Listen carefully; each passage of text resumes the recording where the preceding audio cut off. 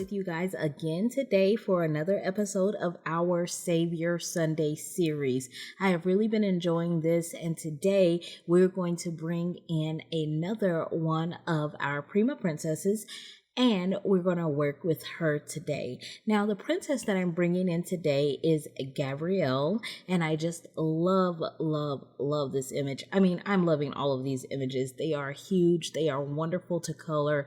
They are beautifully detailed. So what I'm going to do is I'm going to go ahead and I'm going to bring in my Misty. Now, I've already taken the foam out of it because this is a rubber stamp. So I'm going to get that out of there, and what you're going to see is I'm going to be bringing in a piece of acetate and a piece of cardstock. I'm going to get her lined up, and I'm not going to butt her all the way against the edge. I'm going to leave about 1/4 of an inch at the bottom and 1/4 of an inch on that right side. And I'm going to bring this acetate in, as well as a piece of Neenah 80-pound cardstock. This is the Neenah Classic Crest Solar White cardstock that I'm going to be using. And I'm going to end up cutting that down to be 5x7, just like the piece of acetate that I have. Now, the acetate I'm going to put all the way in the corner, because essentially what I'm going to do is I'm going to attempt to put the princess in the exact same spot on the acetate and the cardstock. Now, to work with the acetate, I'm going to be using the Stazon Jet Black ink, and I have this clear cap on, which is very, very important to keep that ink pad from drying out. So I'm going to ink her up really well, and I'm going to use my Misty because, you know, the acetate is a really slick surface.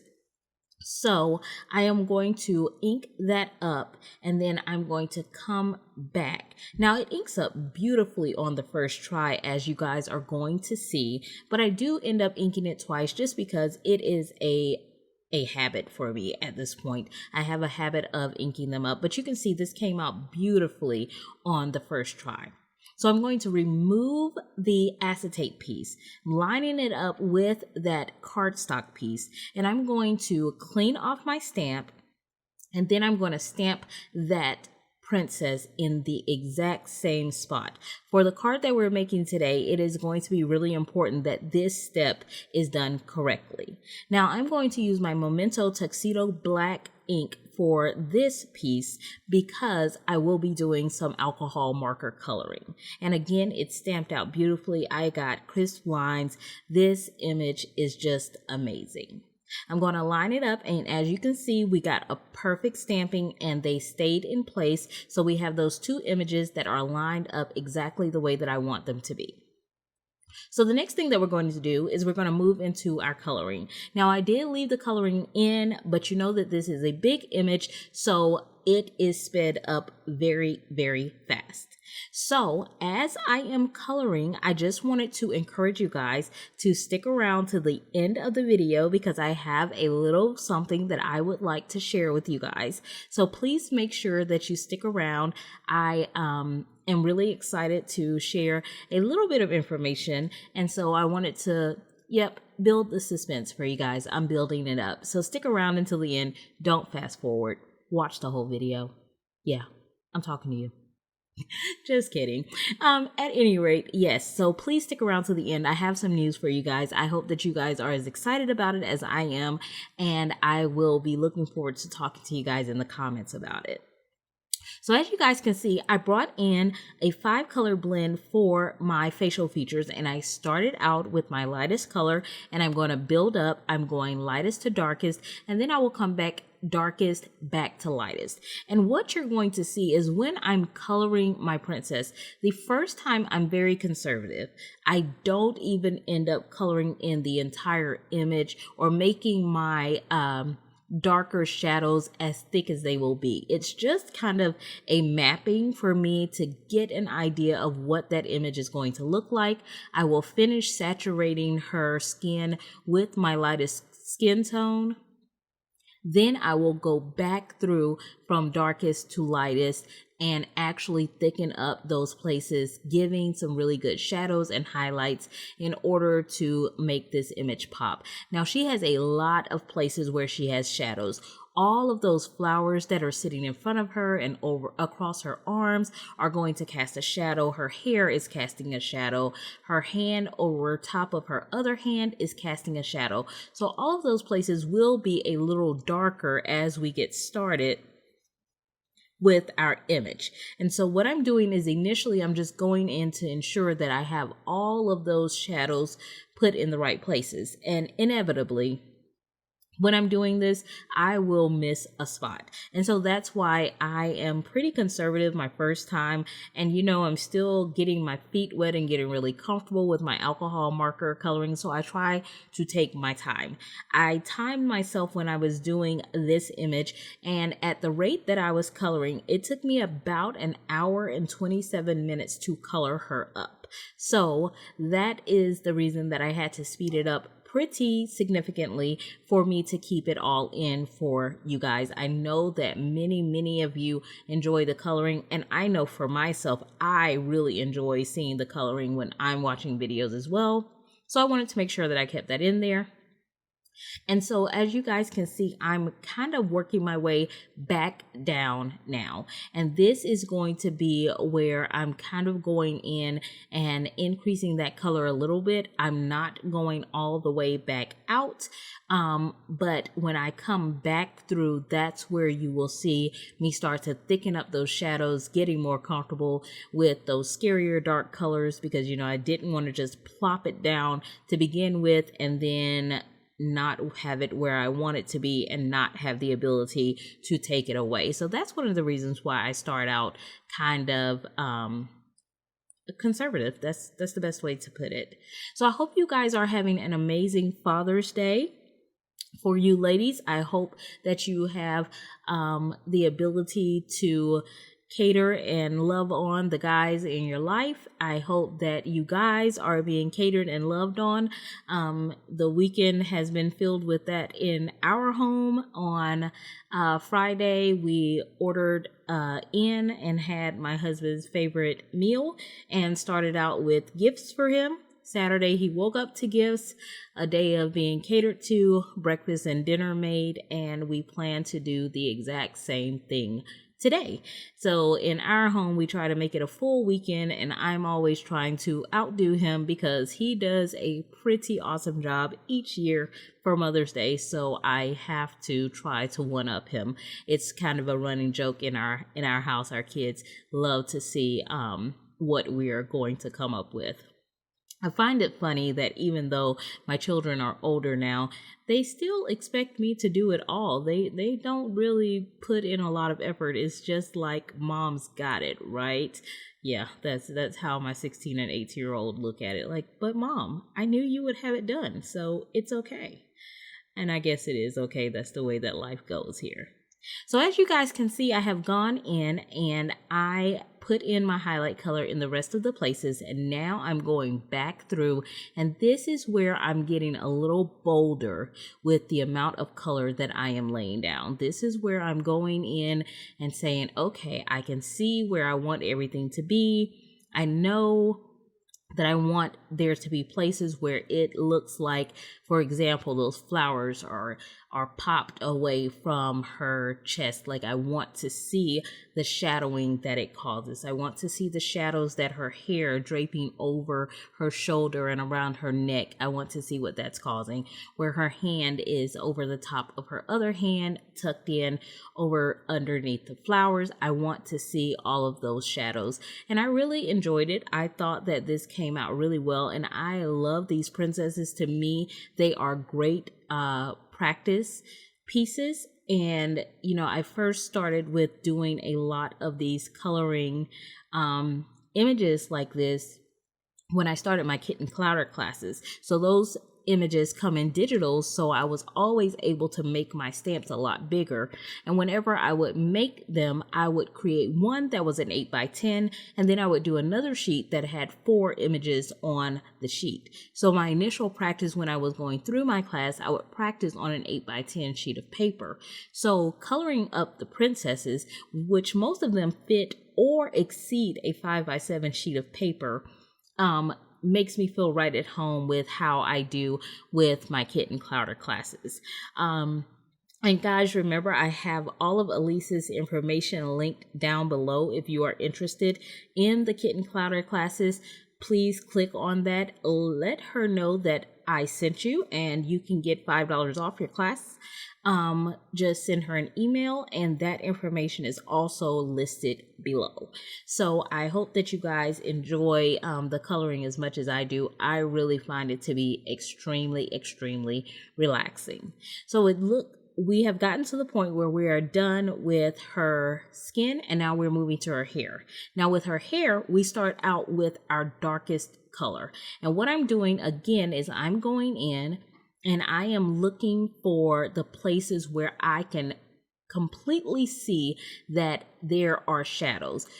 There's a tuft of hair that is overlapping another tuft, where the hair is parted, where the flowers are laying, and things of that sort. So once I get those shadows in, then I can start pulling those colors out. And again, I'm looking for, where are my mountains? So I know that I'm going to the opposite end of where my mountains are, because where the mountains are, or where the hair is buckling up, that's going to be kind of my lightest part. So I'm trying to go to that opposite edge and pull in the darkest to start working my way up toward my lightest places.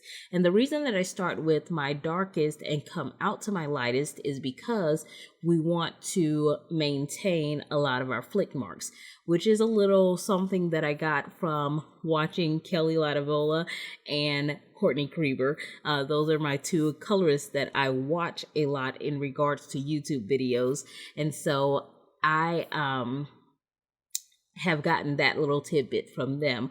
But I also did an amazing class with Kitten Clowder that just focused on hair, and it was an amazing class. And it really, I was struggling a lot with my coloring of hair until I took that class, and now I don't feel like I struggle as much.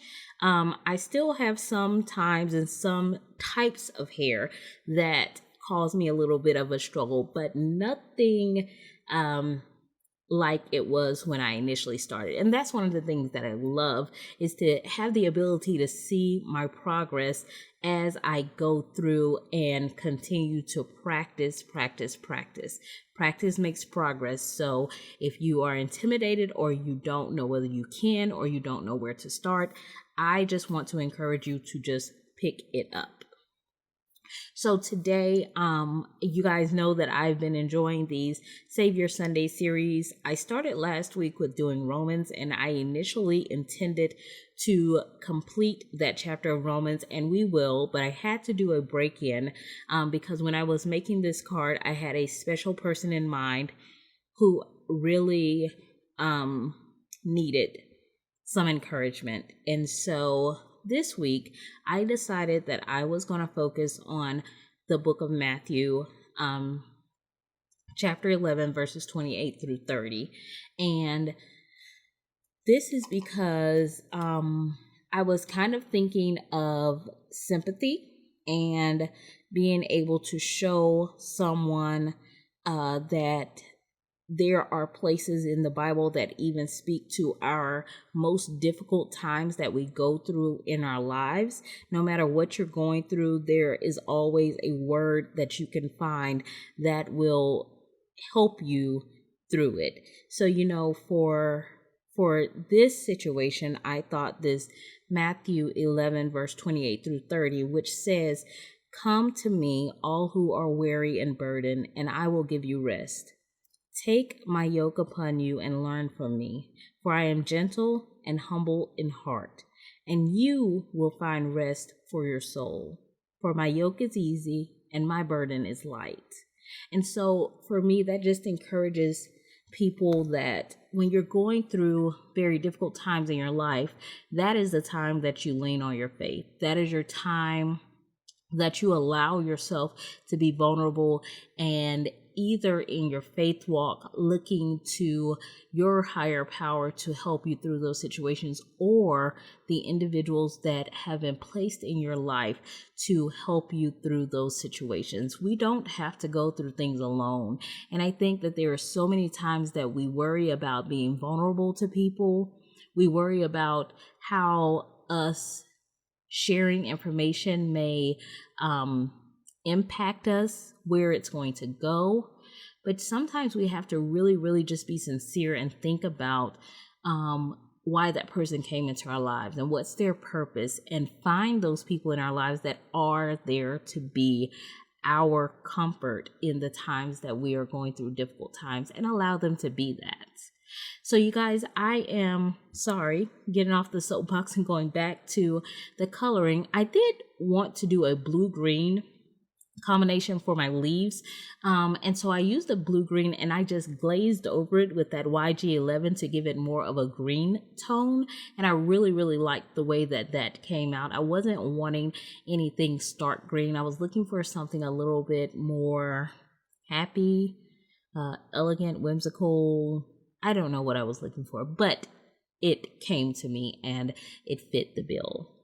So you guys can see that I did the flowers in a purple combination, and I used a contrasting color of gold to do the other flowers. And I'm also going to do her dress in that same gold color. So I used the purple to do some of the flowers in the bouquet, as well as a flower in her hair. Then I used that gold combination to finish off the flowers and to also make her dress that golden yellow color. And I think it tied together very well. I think that it went really well with the purpose of the card and what I was attempting to convey to the individual that this card will be going to.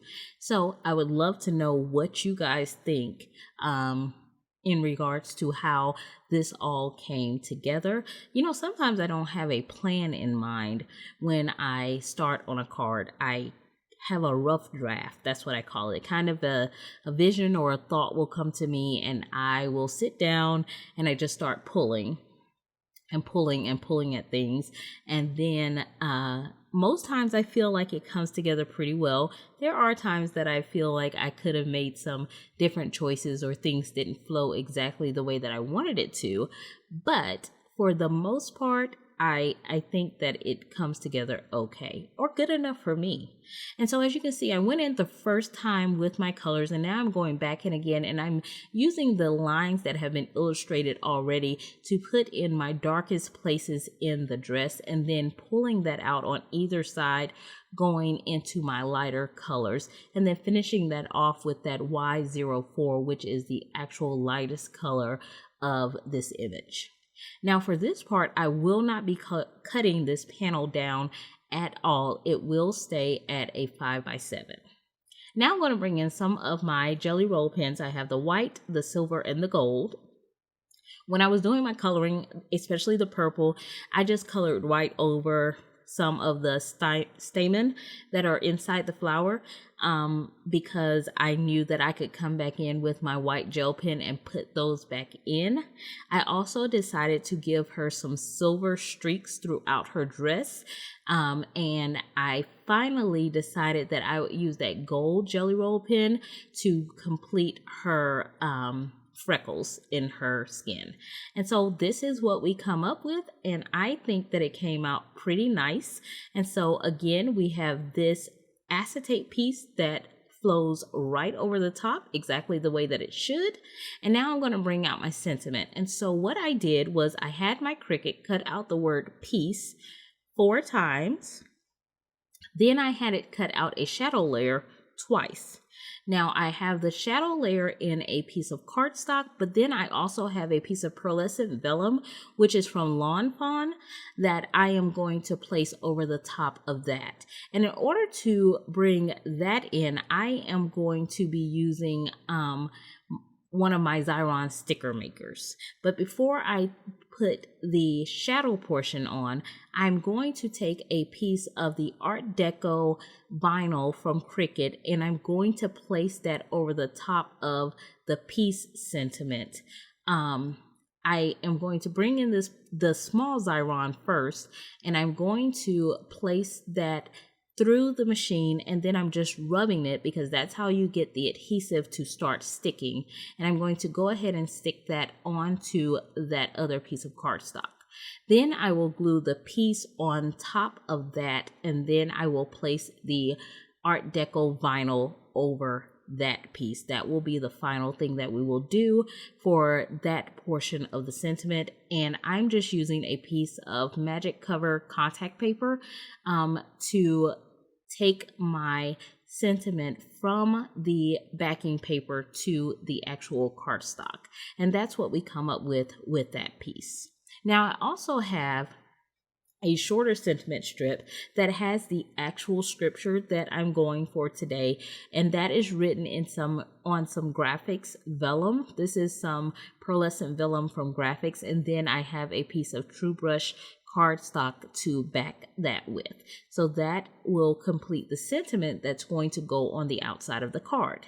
Now I'm going to bring in all of these pieces. Now I have 9 of these cut out, and I'm going to use those to create kind of a channel for my card. So I'm going to glue all 9 of those together, and these are pieces of cardstock. They're a square, and then I cut the top from the square using my Cricut. These are also 5x7 pieces, and they are cut at a 1/4 inch. So I just made a 5x7 inch square, and then a 4 3/4 by 6 3/4 square, and then I cut the center out of it and then took the top away. So then I have one piece that is a complete square that will go on top. But first I'm going to take some of my score tape, and I'm going to put that all around the 3 sides, and I'm going to place my acetate over it. Now, because this is 5x7 and the acetate is 5x7, it should fit flush against it. And because I'm working with acetate, I didn't do my little trick of only taking the score tape off halfway, because I could easily pull it up when I'm using acetate. So now I'm going to put another round of score tape on the top of that acetate, and this is where I'm going to put in the full square piece. Again, this is 5x7, so it should fit very flushly against and provide a nice little border around this picture. So now what I'm going to have is kind of a frame. We've got the acetate piece, and then we've got the piece that is colored with the alcohol marker.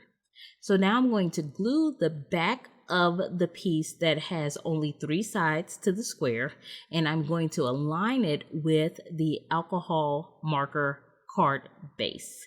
And that should line up perfectly and should show me my image with no lines around it. Now I've taken another piece of cardstock, and this is that True Brush paper by Cricut, and I have created a piece that will go directly inside of that piece that will create our magic cover. Now I'm creating a stopper on the back of that purple piece of cardstock. I'm gluing 2 pieces of cardstock, and I'm cutting it just shy of the size of the 3-sided square. Now I'm going to put that back down in there, and the last thing that I'll have to do for this to work is I will put a stopper at the top right here, and I'm just going to use some foam tape for that. So I'll put a piece of foam tape behind that. I do not take the backing off of it, although I don't think it would be a huge deal if you did. I just did not, and that will cause it to stop when it gets up to the top. And so you have this monochromatic look in the front, and then when you pull it, you get to see the colored image on the inside. And that was the reason it was so important for that to line up against each other. So now I'm going to trim that little piece off the top, and we're going to create a little tab to go for the person to be able to pull, to know that they're supposed to pull the image up. So I've trimmed that down. I'm going to take some more of my art glitter glue, and I'm going to glue this around the entirety of that label, and I'm going to fold it over, and that will create our little pull tab for this card. So now I'm going to go ahead and glue down my sentiments. I'm going to glue the actual scripture to the bottom right, and then I'm going to use some more of my score tape, and I'm going to adhere the piece to the actual front of the card, or to the acetate part of the card. So once I get that in there, we're ready to start working on the front, or not on the front, the inside of our card. So I have had, I'm going to use a 5x7 card base, and I had the Cricut write this scripture on the inside of the cardstock. I'm going to double mat that with just some cardstock that I had in my stash and that True Brush vinyl by Cricut. And I am going to layer those up. There is an 1/8 of an inch border around each of those pieces. So from the white piece of cardstock that has the writing on it to the purple, there's an 1/8 of an inch. And from the purple to the silver, there's an 1/8 of an inch. Now, I really liked that silver cardstock, so I decided to put another piece on the inside left of this panel to kind of finish off the inside of the card. Now that we have that completed, we can go ahead and adhere the front of the card to the actual card base. So I'm using my art glitter glue to go ahead and get that adhered to the front, and it is going to sit flush against the front of the card because it is a 5x7 panel. The entire panel that I was working on was 5x7. It is not shorter. So now we have the front and the inside of the card done. It is time for us to do a little bit of embellishing. So one of the things that I did was in that same Art Deco holographic vinyl, I cut out a couple of doves, and I am going to bring in some of my pearls. So these pearls, I believe they are Studio Katia, and I will have those linked below. I can't remember off the top of my head. I think they're called Vintage Pearls by Studio Katia, and I wanted to just sprinkle a couple of those around the border of the card, and then I am going to bring back in those doves. So I have these doves, and they're carrying a little olive branch. And so I wanted to place one of them on the inside of the card and one on the outside. So I have one kind of landing on the end of the piece. And then I'm going to bring the other piece, and I'm going to put that at the bottom of our scripture that I had the Cricut to write. So I'm just getting the placement for that done, and that pretty much finishes up our card. So if you guys have stuck with me all the way to the end, I hope that you guys enjoyed, and now you guys get to hear our amazing fun. I hope you guys think it's amazing and fun. So here we go.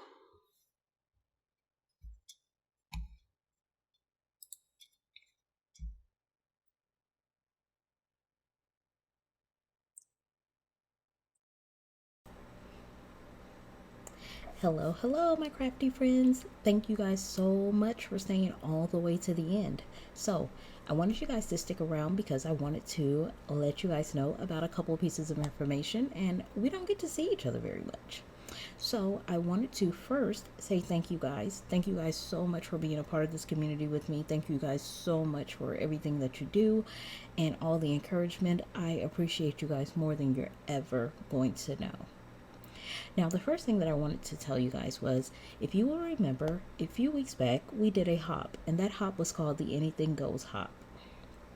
And during that hop, we said if 5 of our hoppers reached their 1,000 subscriber goal, then I would do a giveaway for a $100 gift card to the crafting store of your choice. If all 10 reached that goal, then we would do 2 giveaways. Well, 5 of our crafty friends did meet their goal, and I was one of them, and I'm so appreciative to you guys.